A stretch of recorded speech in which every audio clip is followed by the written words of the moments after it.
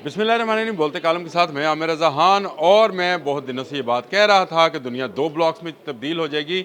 अब देख लें कि साउथ अफ्रीका, ईरान, रशिया और चाइना ये इकट्ठे हो रहे हैं और बहरी शिप्स जो हैं इनके एक जगह पर जमा किए जा रहे हैं। और ये जमा होने का जो जगह है वो साउथ अफ्रीका है। साउथ अफ्रीका बहरे ओकियानूस और बहरे हिंद के संगम पर वाक़या है। अगर आप केप पॉइंट केप टाउन जाएँ, जो कि मैं गया हूँ और मैंने अपनी आँखों से ये मंज़र देखा है कि केप पॉइंट से आपको एक तरफ नीला और एक तरफ सब्ज़ पानी जो है वो नज़र आता है, जिसका कुरान पाक में भी इशारा है कि दो समंदर हैं जो आपस में बाहर मिलते नहीं हैं। उसके तर्जुमे का मफ़हूम ये है।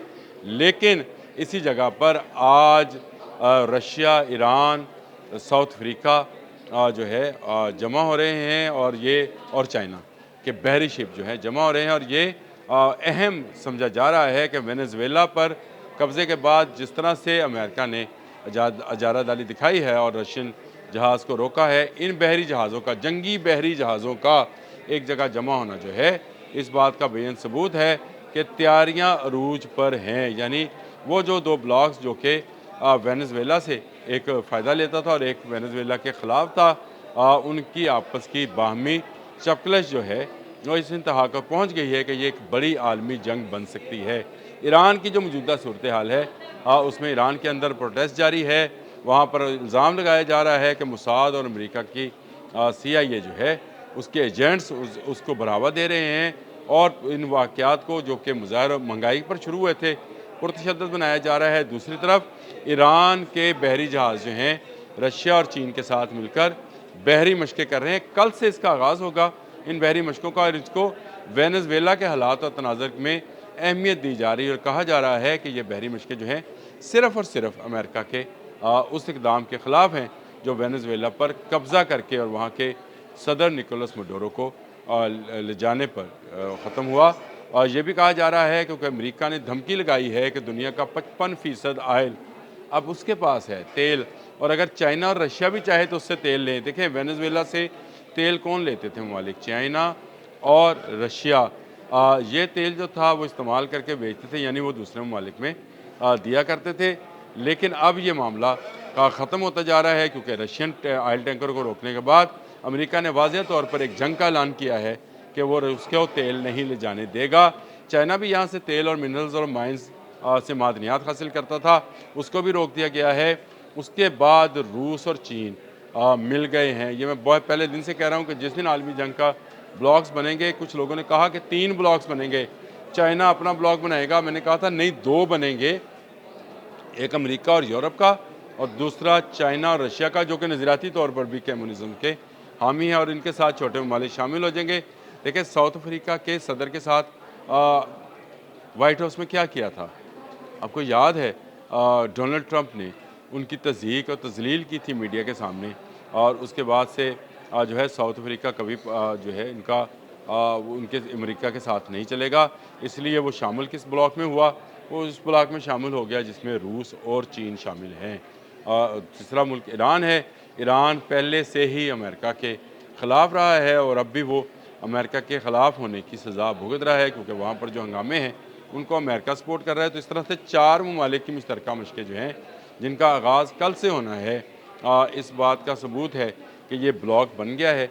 ये बहरी ब्लॉक है, यानी बहरे ओकियानूस ही सारा मामलात को देखेगा, वहाँ से ही सारी तजारत तेल की होनी है। और उसी के एक सराहने पर एक किनारे पर बैठकर जो है ये चारों ममालिक फ़ौजी मशक़ें कर रहे हैं।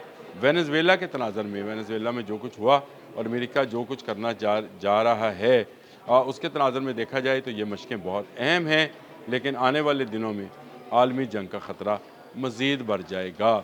चीन और रूस के मफादात पर अमेरिका ने ज़र लगाई है। अब पलट कर जवाब देना है इन दो क़ुव्वतों को। ये जवाब कहाँ से जाएगा? क्या ये जवाब ईरान से जाएगा, साउथ अफ्रीका से जाएगा, बहरे ओकियानूस में जाएगा, या वेनेज़ुएला के किसी करीबी मुल्क जैसे कोलंबिया और मेक्सिको हैं वहाँ से अमेरिका को दिया जाएगा? इसका फ़ैसला होना बाकी है। लेकिन इत्तेहाद बनता चला जा रहा है। दुनिया 2 हिस्सों में तकसीम होती चली जा रही है। अगर आपको सेकंड वर्ल्ड वॉर याद है तो उस वक्त भी दुनिया 2 हिस्सों में तकसीम थी। एक जर्मन लॉबी थी, एक ब्रिटिश लॉबी थी। अब एक अमेरिकन लॉबी है, एक चाइनीज़ लॉबी है। तो इन 2 लॉबीज़ में ममालिक जमा होना शुरू हो गए हैं, इत्तेहाद बनते चले जा रहे हैं और आलमी जंग का ख़तरा बढ़ता चला जा रहा है, जो पूरी दुनिया के लिए तबाही का पैगाम लेकर आएगा। और ये तबाही जो है इंसानियत की बदतरीन तबाही होगी, जिसमें बहुत सारे लोग जो हैं अपनी जान से जा सकते हैं, क्योंकि अब जंग रवायती जंग नहीं रही, अब एटमी से निकलकर हाइड्रोजन वॉर में दाखिल हो गई है। अब आपकी फ़ज़ा से निकलकर खला में चली गई है, यानी जंग जो है ज़मीन पर भी लड़ी जाएगी, फ़ज़ा में भी मुकाबला होगा और खला से भी मुकाबला होगा, क्योंकि वहाँ से भी मिसाइल जो हैं दागे जाएंगे और वहाँ पर भी स्पेसशिप्स जो हैं आपस में मुकाबला करेंगी।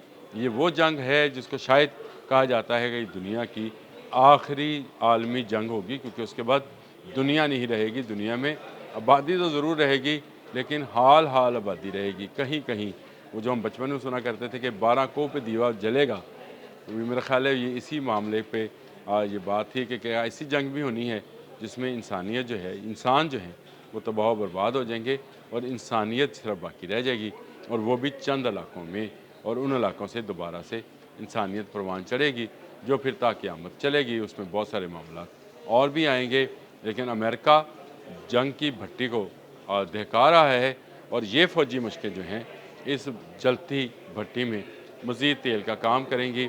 ईरान, साउथ अफ्रीका, चीन और रशिया, 4 ममालिक का इत्तेहाद और बहरी क़ुव्वत का एक जगह पर जमा होना यकीनन इस बात का मज़हर है कि अमेरिका का बहर ओकेनूस हो या बहर हिंद हो या कोई भी समंदर हो, उस पर उसकी इजारादारी को तस्लीम नहीं किया जाएगा। ये वो मामला है जिसको लेकर रशिया चला है, और रशिया के बहरी तेल बरदार जहाज़ को भी क्योंकि निशाना बनाया था, इसलिए इन फ़ौजी मशक़ों को, इन बहरी मशक़ों को जो है अहमियत की नज़र से देखा जा रहा है, और दुनिया भर के मीडिया में इसके हवाले से ख़बरें शाया की जा रही हैं। अब तक इतना ही। अल्लाह हाफ़िज़।